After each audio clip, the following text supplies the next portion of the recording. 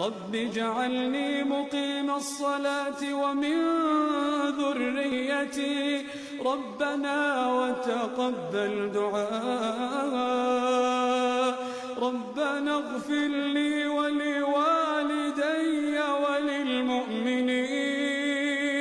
وللمؤمنين يوم يقوم الحساب.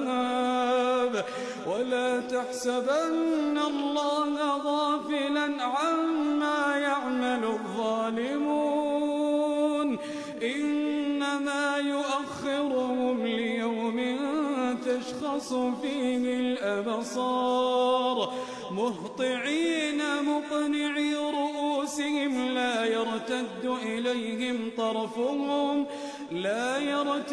إليهم طرفهم وأفئدتهم هواء. وأنذر الناس يوم يأتيهم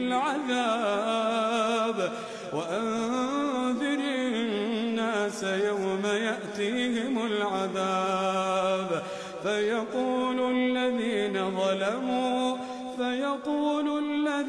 ظلموا ربنا أخرنا إلى أجل قريب نجب دعوتك ونتبع الرسل أولم تكونوا أقسمتم من قبل ما لكم من زوال.